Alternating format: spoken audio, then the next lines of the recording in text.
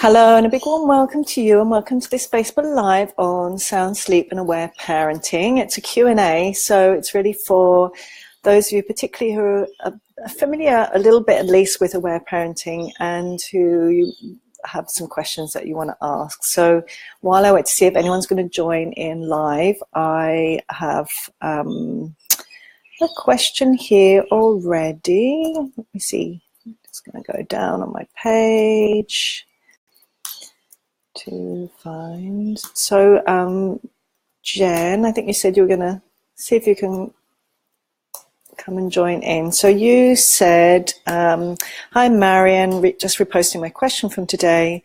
I wanted to hear your thoughts on feeding to sleep. I understand what it's doing in regards to not letting my 17-month-old have the opportunity to release feelings, but now it's become a ritual as such for us, and she asks for it when she's tired. It's so hard to change, and I'm afraid if I do, she won't want to feed anymore, because I do love being able to give this to her and have our connection. Thanks. So love your question, Jen. Thank you so much, and welcome to whoever's joined in. Come and share. Come and let me know who you are. It might even be Jen. If you have some questions, come and please feel free to start writing them. So when I've answered this one, there may be another one waiting. So Jen, what I love about your question is really from an aware parenting perspective, it's really understanding what's happening for babies and toddlers and children. And as you know, because you were at the Facebook Live last week, it's really understanding that they have these three needs in order to sleep. So they need to feel tired. Oh, hey, it's you. So I'm so glad you're here. So as you know, your daughter needs to feel tired and connected and relaxed. And what I love about aware parenting is there's no shoulds or have tos. There's no set ways that you have to do it like this, and there's no shoulds about what you do and you don't do. It's really just understanding our babies and children, your toddler, and really understanding what's going on for them. And then through understanding that and through understanding these processes is actually putting in things into place to help them. So you certainly don't need to feed her around, you don't need to stop feeding her around bedtime if you're both really wanting to do that, if you're really not wanting that to change. But it's really understanding that if you are noticing in her that perhaps she isn't sleeping as restfully as you'd like, or maybe she's waking up more frequently than you think her body actually needs in terms of sleep-wise, that before bed is often a really helpful time to express feelings and release feelings. And the other time is just after naps as well. So I don't know if I imagine she's still having at least one nap at 17 months old. So it's really understanding that when we're tired, we're less able to repress feelings, and that's part of our natural relaxation mechanism. It's so that we can release those feelings so that we can feel more relaxed before sleeping. So there may be that there are other things. So what I always love to say to parents is, I think especially in the West, particularly in countries like England, Australia, America, Canada, this kind of thing that we've got into that bedtime needs to look a certain way. And what I love to invite everyone to do is to really find your own unique way of how bedtime looks for your family. To make things easier, to play with things, to rearrange things, to try out things, and to then observe your child and see how that is for her. How is her sleep affected? How is her behavior affected? So one of the things you may notice is that she's giving you other opportunities for release. So perhaps as she's starting to get tired, maybe she starts being kind of inviting attachment play. Maybe she's going in for kind of being a bit silly. I use the word silly in the most enjoyable way, not as a judgment. Or she starts kind of running around a bit, or she wants to play. So it's really remembering that there are two types of ways that children can release feelings, and they release different sorts of feelings. So attachment play, laughter, connected play, particularly if there's laughter involves, releases feelings like frustration and powerlessness and lighter fears, feeling unsure about things, feeling a little bit anxious. All those kinds of things get released through laughter. Whereas the feelings more like overwhelm, sadness, loss, confusion, those kinds of things get released more through crying and raging. So she may be inviting more kind of laughing types of release. So that's one way that you could listen to her feelings there. So it's joining in with that kind of play, joining in and being silly and goofy, doing letting her chase you. So that would be power reversal games where she's chasing you and you kind of pretend to fall over, or pillow fights where you have a pillow and you hit each other gently with the pillow, and about every time she hits you, you kind of go, oh my goodness. So anything that really helps bring laughter and connection, apart from tickling, because tickling isn't helpful, because it can feel very overwhelming for the nervous system. So I don't know if you, Jen, if you want to answer whether there are things like that she's doing or inviting. And the other thing is, if you're not so comfortable listening to more of her kind of crying, tantrumy, raging type feelings before bedtime, is watching out for other times during the day or in the evening where she's, again, you know, watching her, following her lead, watching where those feelings are kind of bubbling up more to the surface and listening more to them then, because it's really knowing that what makes it harder for children to go to sleep and what wakes them up in the night and what wakes them up early in the morning is usually when feelings are bubbling up that aren't getting to be expressed during the day. So you may notice that he said she really does do that a lot in the nighttime, and we go with it. Yeah, that's so fantastic. Yay.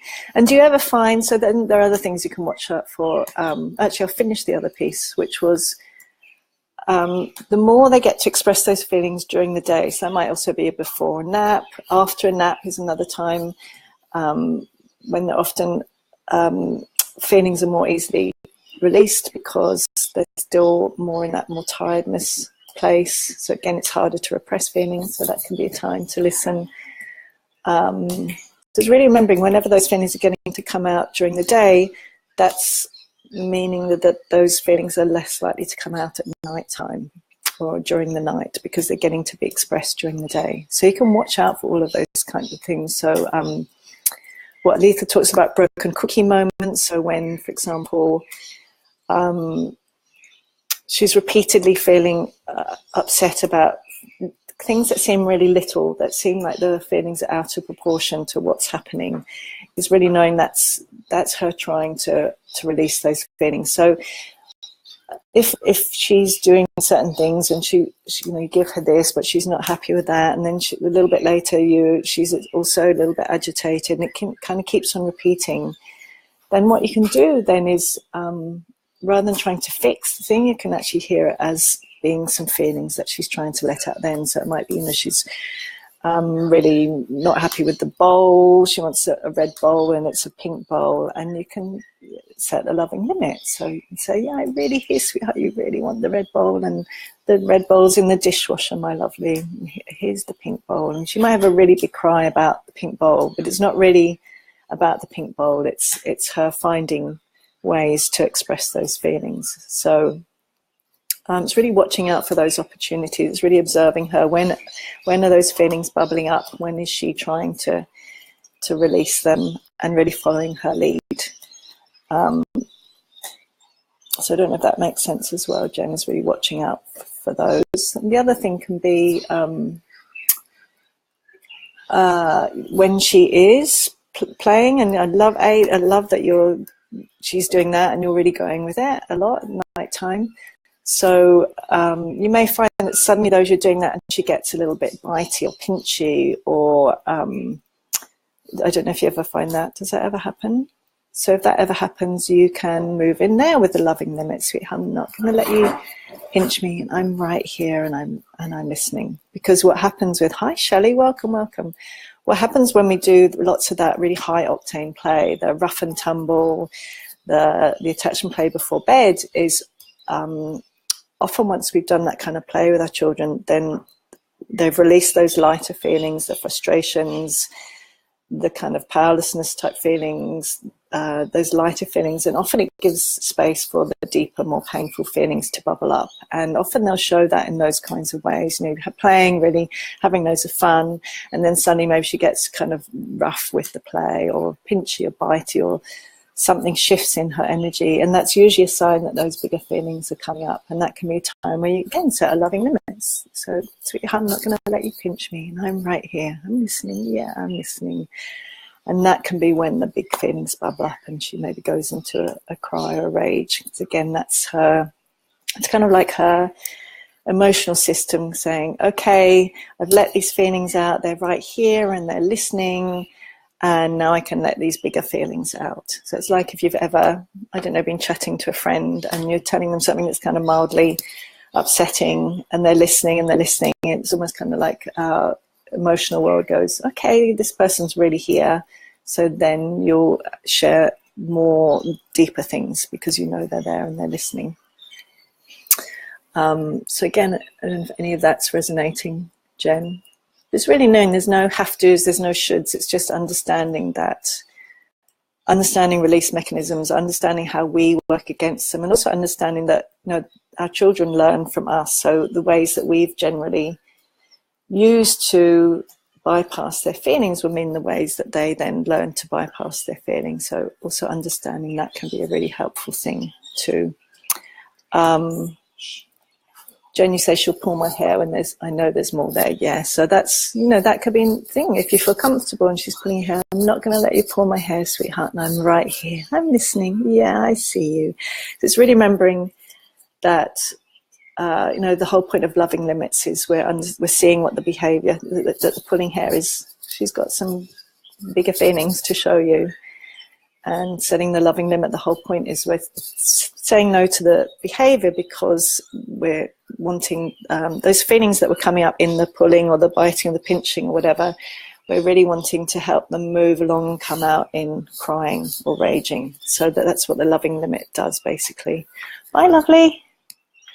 It really, it stops the behavior, but it allows the feelings to come out. Sometimes she used to do it a lot more before we started really listening to her and attachment play. So celebrate all that you're doing, all the listening you're doing, all the supporting her. So beautiful. Yay. Danielle, welcome. How are you? So lovely to see you. So Jen, is that helping anything in any way in terms of your question? So it's really seeing you don't need to stop. Feeding her to sleep, but it's really seeing what other ways you can bring in. I do also want to add the piece I've really noticed with aware parenting and breastfeeding is that, I think often people think that it's kind of anti-breastfeeding, but actually I'll share a little story. So there was a mum that came to me, and her child was about similar age to your daughter, about 18 months, and maybe more like 2. And she was waking up a lot in the night, so really frequently in the night. And this mum, I went to an attachment parenting group, and all the mamas were in that same kind of position. Their toddlers were all waking up frequently in the night, and they all kind of made this joint decision they'd all stop breastfeeding altogether because they just were so desperate for sleep, and they thought that was the only strategy. So she came along, she had a session, and she really upped the listening to her child. So her child, after having the session with me, went home. She had a really big cry, really big tantrums. There was something that was showing up in the day, and she just really went in with a loving limit and really listened to the big raging and crying. And already that night she slept so much longer and woke up much more fewer times. And then so she did that over the next few days, listening to a lot of big crying and raging. And she went on and continued breastfeeding, I think, for at least another year or a year and a half more. And when she went back to the group, everyone else, all the other mamas, had actually stopped breastfeeding. And so what I love about this approach is really it's actually making the breastfeeding relationship more sustainable. The other thing is, if toddlers or children are frequently breastfeeding when they're feeling upset, actually listening to their feelings more can actually mean that the breastfeeding again is, when they're actually feeding, they're really present and connected, and they're not kind of all agitated and moving around. So it can actually really help even more calm, even more relaxed, even more wonderful connected breastfeeding. So again, I just find that's really helpful to remember, have a lot of different options about that. Jen, this does help a lot, even though we do still feed to sleep. Felt like was not allowing the feelings out, but we do give her the opportunity, which makes me feel better about it. Yes, and I just think really observing those times. If you sense that it's stopping her feelings there, and you don't want to stop doing that, it's just looking where else can you find opportunities. She'll be giving you opportunities at other times. It's just, that's one of the most helpful times to listen to feelings, or kind of one of the easiest times in a way, because that's when they're least able to repress them. But also before and after a nap, also in the morning, that can be another really helpful time when feelings are really accessible. So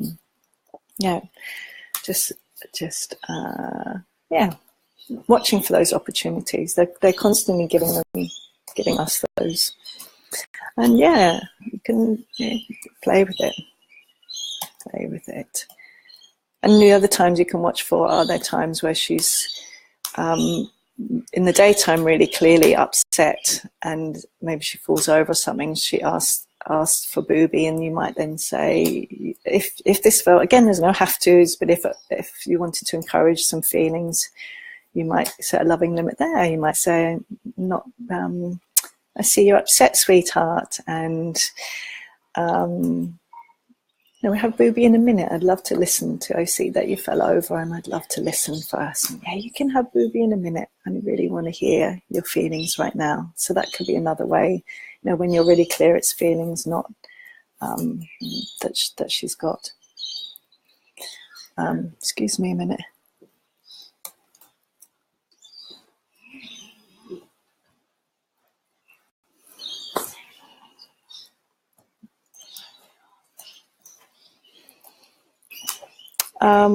Hira, welcome. How are you? So I wonder if anyone else has any questions. Shelley and Jen, please say more if you want to say more about that. Shelley, excuse all the movement going on in the background.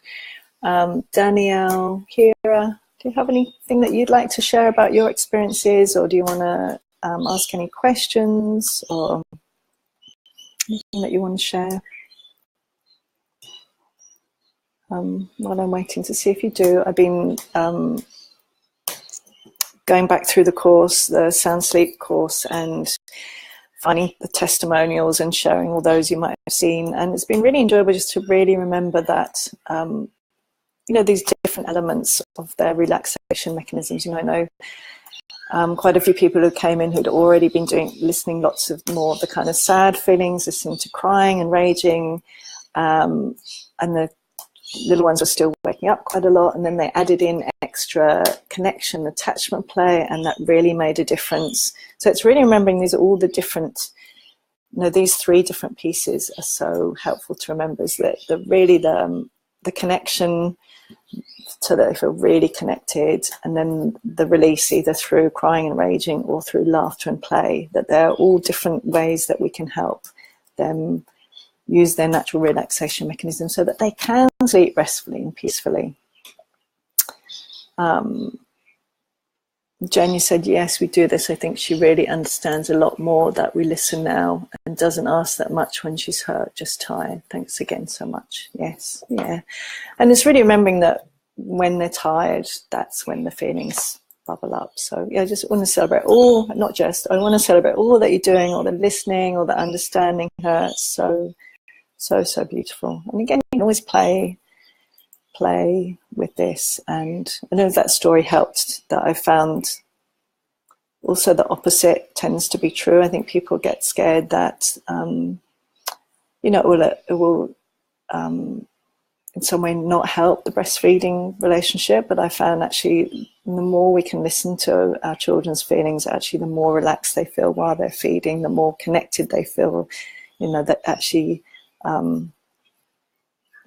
it doesn't actually take away from that, it actually usually adds to it. So again, just play, you get to play with it. You get to choose how you do this.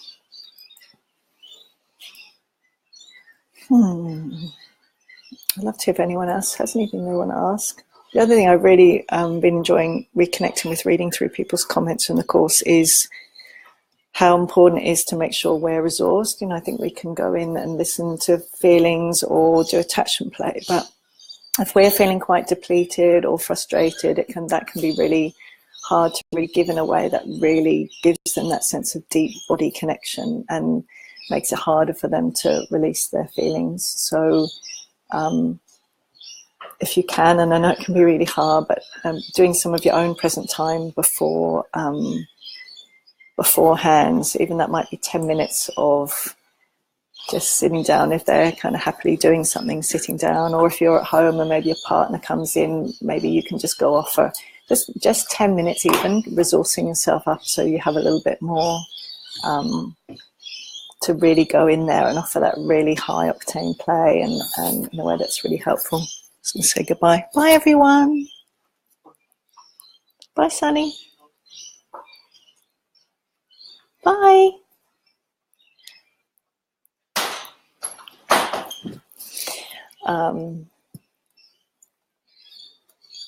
Yeah, so really remembering, our own emotional and physical state has such an impact on them. So if we're feeling really, and often that can be the case, and my heart goes out to you if it is, we can often be like, oh, why don't you just go to sleep, because then I can have my time.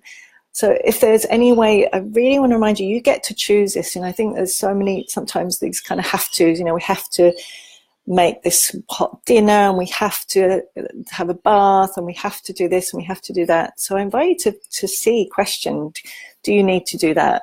Can you make dinner much easier? Can you prepare it? Can do like a slow cooker, make it earlier on in the day, or can you have something that's really easy and quick that's to make? What can you do to make things easier for yourself? What can you miss out? What have-tos that you don't really need to do, so that you are less likely to feel that kind of, just hurry up and go to sleep? Because the paradox is, the more we have that, just hurry up and go to sleep, they really feel that energetically, and it's actually liable to work against them feeling connected and being able to release through laughter and crying so that they can feel relaxed. Hira, hello, so lovely to see you again. I currently struggle that my daughter fidgets on me so much that I can't share a bed with her. I have some experience and much more ease with sleep than in the past, but currently struggle to invite hearing in her in the night. So it'll be good to hear you say it all again. It's helpful, isn't it, just have reminders, because I know you know this material inside out and back to front, Hira. I'm just wondering how evenings are for you and whether there's anything you can do to move things around. So I often think that can be the place. Is there any way you can resource yourself more? Is there anything you can do in that little bit of patch of time to fill up your cup a little bit more? Are there any extra resources, people that you can bring in to up the attachment play in particular? Because I think often that rough and tumble type play, that real physical play, can really, really help in terms of the releasing the feelings that are coming out in fidgeting. And they also, again, as I was saying, the more we can do that, the more often then there's kind of leads to an avenue of, maybe she gets pinchy or bitey or hair pully like Jen's daughter, or, something shows up that's clearly the feelings are trying to come up, or just something will show up that she'll be able to move into bigger tears, so that she's letting out whatever that piece of feelings are. I know you do so much listening already and have done, but whatever that chunk is, that's the fidgeting, that she's getting to release that. And I'm sure you've checked out, of course, there's always checking out the physical things. Is there anything physically that might be going on for her? And I'm imagining I always presume that you're checking out and have checked out all those kinds of things. So is there how is attachment play for you with her? How is that going? Or with her dad, that can be really helpful. Or with the two kids, that can be another way that they get to do some touch and play with each other. And you can kind of join in and support that. Does that help at all? It's really what can you do to release that. The other thing I was thinking is, can you do kind of play that brings that in? Can you do kind of play that's in the evening, like, oh, should we play the fidget game? So you're actually bringing in the fidgeting and kind of, I love that sense of whatever's showing up is how can we really embrace it? Could you do some fidget play beforehand? Let's be the fidgetiest that we possibly can and make it silly and goofy and see whether that, oh, there's a love there, to see whether that helps to actually really be in it and express it. So whatever the fidgetiness is getting to be, it's almost like saying, hello, fidgetiness. I'd love to hear you. Come and express yourself. Come and show yourself. I'm here. I'm watching. I'm listening. Come and tell me what you would like to say. Does that help? Any of that resonate?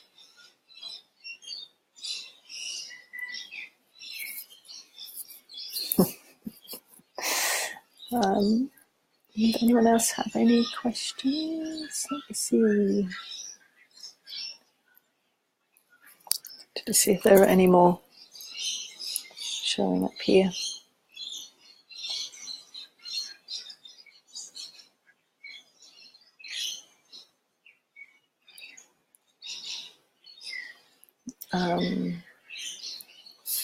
Sarah, yes, yay.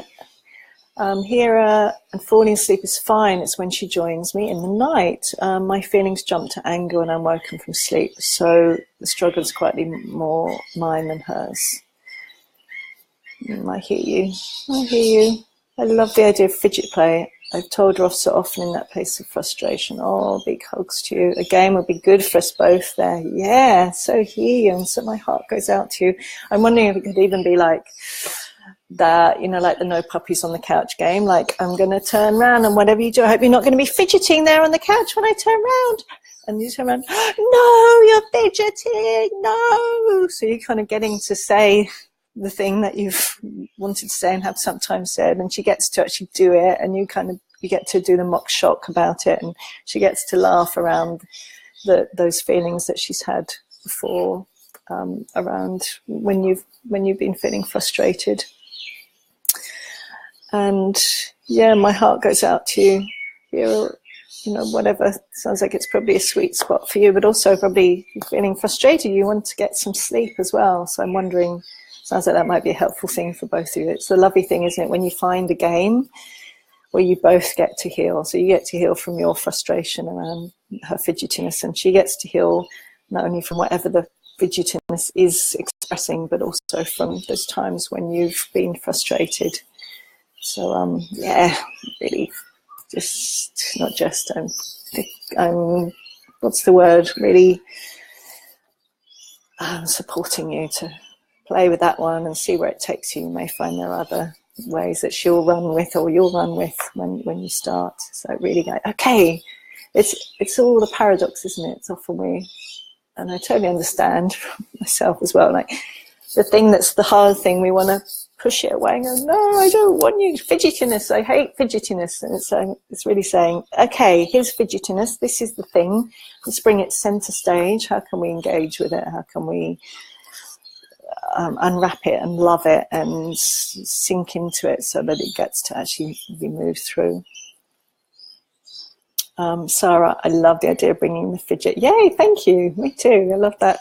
Just that creative download that came into play. That is, yeah. And I love that, I have that in other things I talk about, but whatever's getting in the way is the way. So whatever seems to be the thing that's the most frustrating, challenging, if we can find a way of listening to it, being with it, playing with it, somehow bringing it into the center is often where it really unveils itself and we can move through it. So thank you, Hira, for that. And yeah, big hugs to you.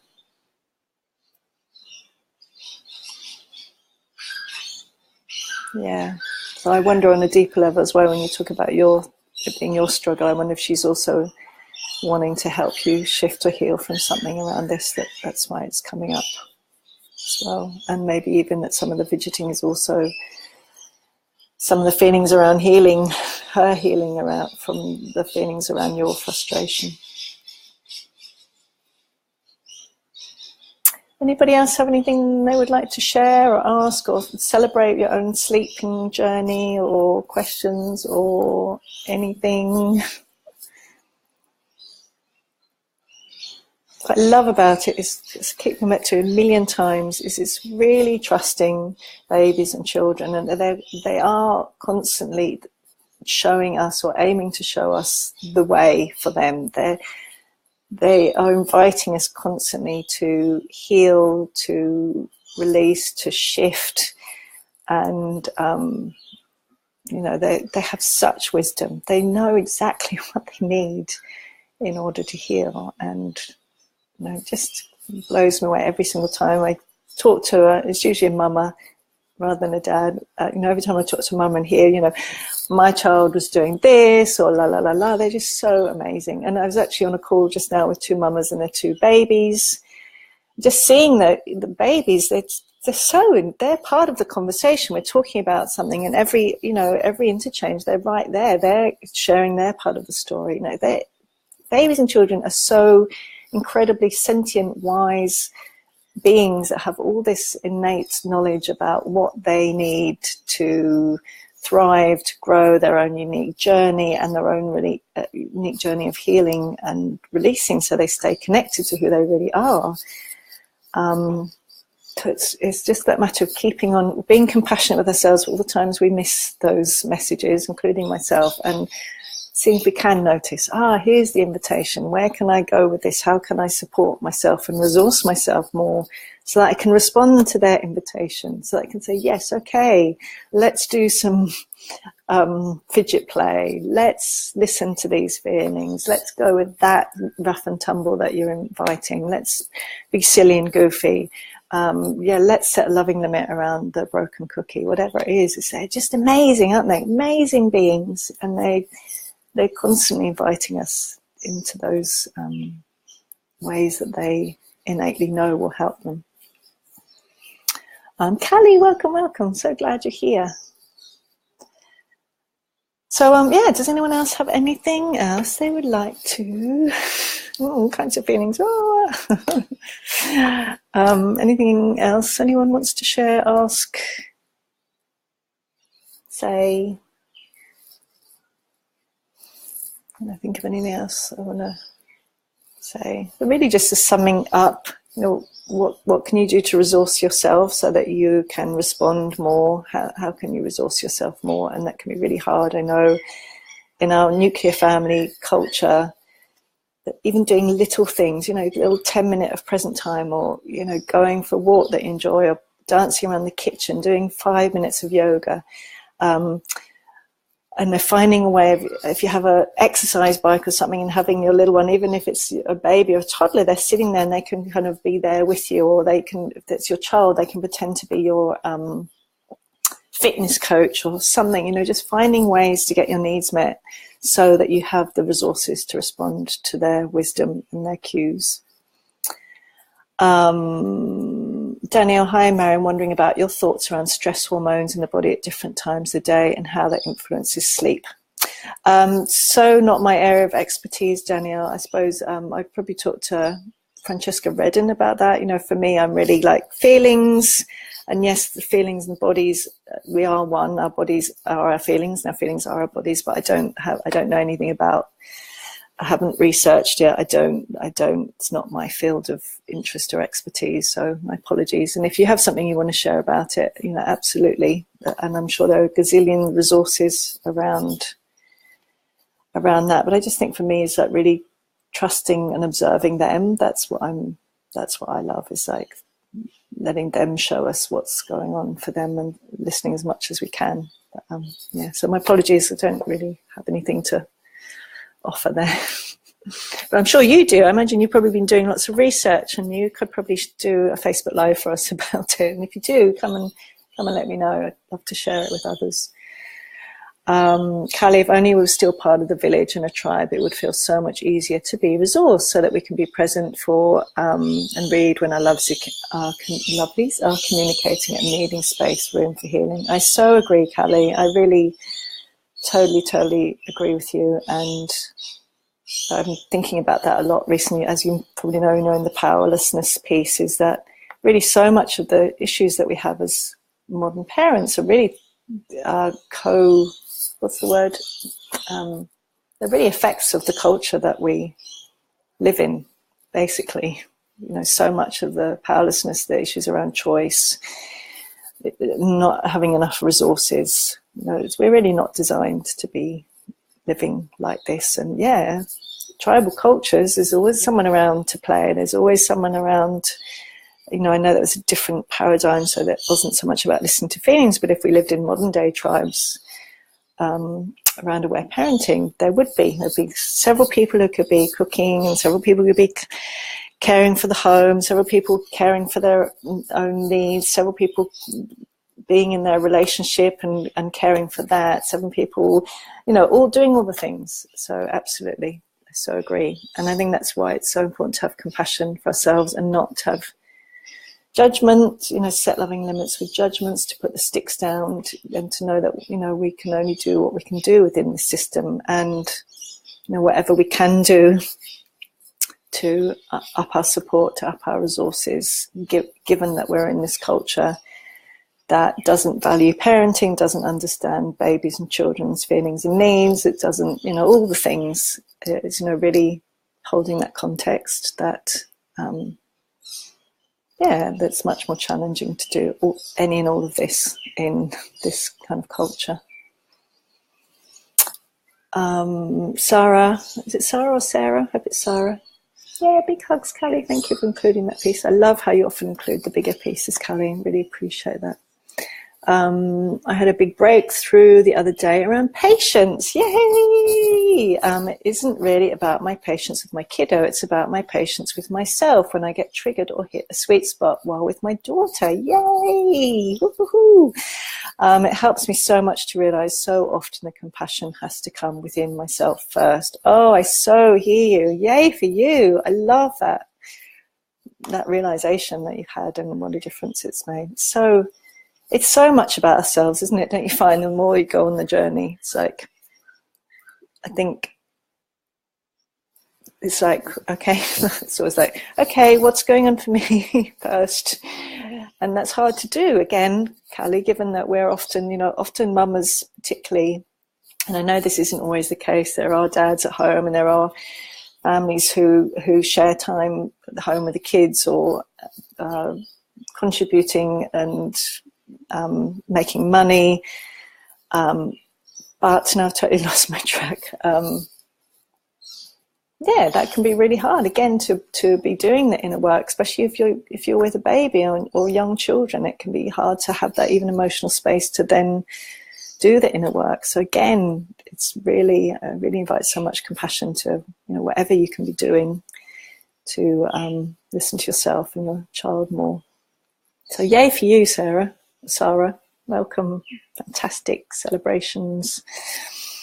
Jen, do you have any tips on helping to keep authentic? I struggle with the judgments of others at times around listening rather than distracting and keeping her happy. Oh, I really hear you. Big hugs, Jen. And Sarah, thank you. Thank you. Celebrating you. I often think it can be really helpful to aim to, be compassionate with yourself first. We're going back to probably all the pain and it hurts to be judged, doesn't it? Often you're probably wanting to be understood and appreciated and celebrated and have support rather than judgments and all those other things. Given that first, hi Kate, welcome. I am wondering if what I have found myself is to aim to have an aware parenting lens on everybody. So to really remember if the people who are trying to distract your child or making judgments, if you're listening to your child's feelings, it's often because of their own pain and their own unheard feelings. You know, often if we hear a baby or a child crying, it connects us to our own unheard tears, our own unheard pain.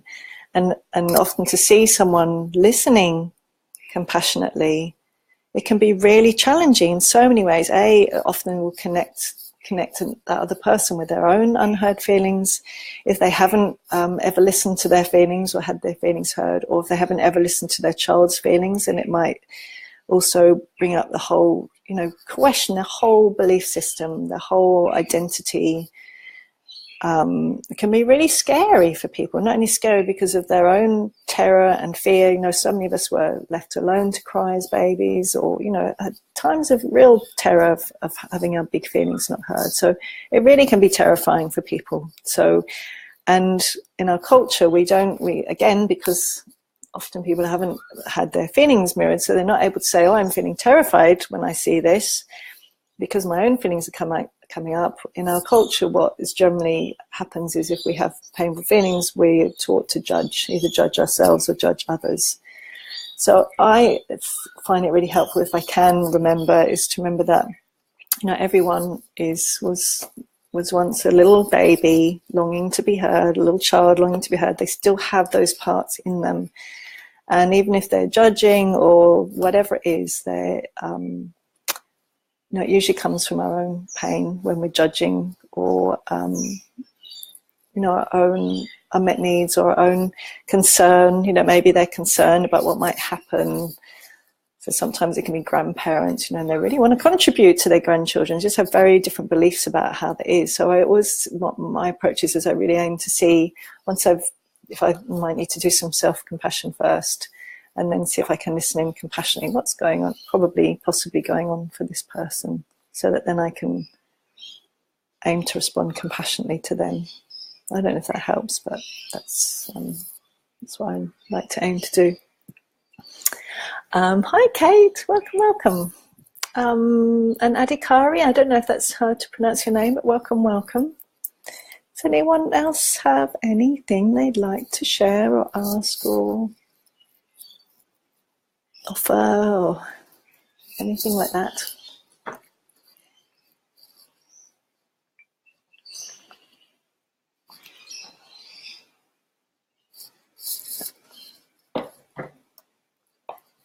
Sarah, sleep time for my dear daughter at 7:45 p.m. here. Thanks so much, Marion. Oh, well, I hope you have a wonderful, connected, lovely time. Thanks for being here. Lots of love to you. Jen, yes, great to have a shift on perception of situation. Yeah. That's what I love about aware parenting. I don't know about you. When I started with my daughter, she's nearly 16 now, and I thought, I'm just going to do this thing to her, and I'm going to listen to all of her feelings. She's never going to have any repression mechanisms. And I very soon learnt that all of my own feelings, beliefs, everything's sweet spots would have the opportunity to come up and be heard, and all my ways of thinking would be invited to be thought of in a different way. And then not only I practiced with aware parenting with her, but then I started applying it to myself, which is my whole inner loving presence process. Then I started applying it to everyone, basically. So it's one of those things that becomes like a whole way of perceiving human beings. Rhiannon, I'd like to share that since I've been doing more listening to toddler, the biting has stopped. Yay! Yay for you, Rhiannon. So fantastic. So wonderful, isn't it? Don't you just love it? It's just knowing, all of us just knowing they don't want to bite, they don't want to hit, they don't want to be waking up 10 times at night. All the things that we find frustrating is it just we just haven't quite been able to cooperate yet enough with their own healing mechanisms. And so celebrate you, all the listening that you've done, and the biting stop. And isn't that wonderful? We don't ever need to resort to trying to teach them about the biting repeatedly, or to do any kind of disconnection, any type of shaming or punishment or rewards or any of it. It's really listening to what is causing that, and it's generally feelings that need to be heard. And when we hear them, then those things can just drop away. And of course, given that we live in this culture we live in, and given that we've all grown up with, we've got our own hurts and things, yes, we're not going to be able to do that 100% of the time. And it's having compassion for ourselves in all the places we're not able to yet. But it's so amazing, isn't it? So powerful. Thank you so much for sharing, Rhiannon. Yay for you.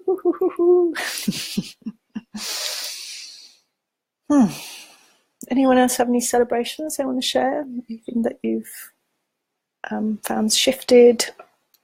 Anything you've put into place? More connection, or more listening, or more upping your resources, or being more compassionate to yourself, or doing more play, more loving limits?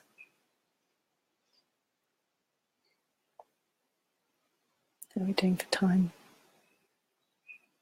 Maybe I'd invite a checker. I'd love to hear what you're going away with. Is there anything that you want to be focusing on after our conversation?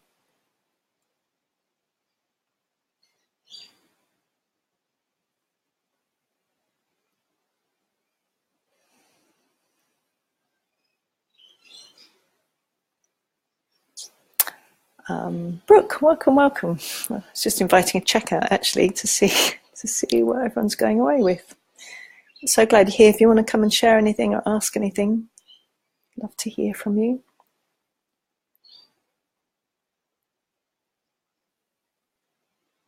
I love all of these conversations. It always reminds me, it's like any practice, the reminders that absolute compassion for ourselves and our children, absolute deep trust in them. And the more we can do really to resource ourselves, the more we're able to trust them and go with them and follow their lead. And just so helpful.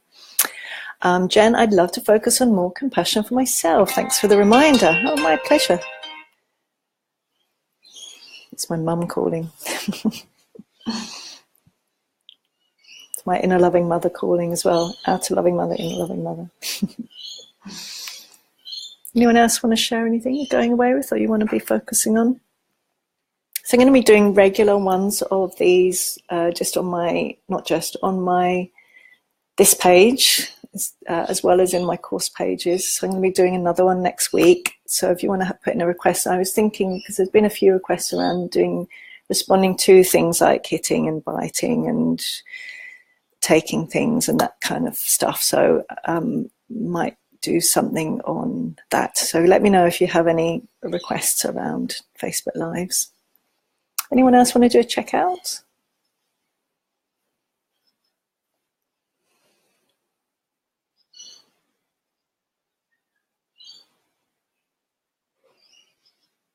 So really just want to remind you of those things that, there are three things that babies and children and adults need for restful sleep. One is to feel tired. One is to feel deeply connected in their bodies. The third is to feel relaxed. And the other thing I want to remind you is that they have these natural relaxation mechanisms that they're often asking us to they're often inviting us to respond to. And those are laughter and play, attachment play, connected play, often rambunctious, silly play, because that helps them release feelings like frustration and agitation and feelings around competence, not being able to do things, learning new things, all of those kinds of things. The other way they release that is through crying and raging. And again, they'll often provide us opportunities to listen to those. And one way we can do that is through not distracting them, through listening lovingly. I'm right here. I'm listening, sweetheart. I see that you're upset. I'm right here with you. I'm right here with you. Another way we can do that is through loving limits, which is usually something like if they're hitting or biting or pulling things or throwing things, just gently saying, I'm not going to let you do that, sweetheart. I'm right here and I'm listening. Yeah, I'm not going to let you do that, but I'm here. I'm listening. And the third piece is really through, especially as they get older, is of course talking. And talking is is different from actual more physical types of release, but it's definitely something they want to talk about their day. They want to feel connected. So what I really want to remind you is you get to play with how you do bedtime. And I know we often have this cultural thing that it should look like this. It's often things like it has to be a cooked dinner, it has to be a bath, it has to be brushing teeth, it has to be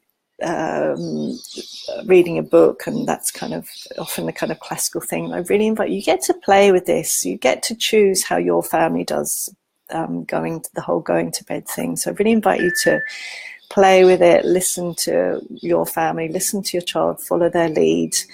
And what I hear so many times over and over again is the more we listen into ourselves, the more we resource ourselves, the more we create our own family structures and systems that work, the more we're able to respond to our children's natural relaxation mechanisms. So I really want to remind you, listen to yourself, listen to your child. You don't need to do what the next door neighbors are doing, or what you've read that you should do in a blog post, or even from me, from anyone. Just listen to yourself. What calls you, and follow your own resonance in your heart. Callie, I'm going to practice listening more lovingly to my inner dialogue, compassionate towards all my feelings. Yay, I love that, Callie. So yay for you.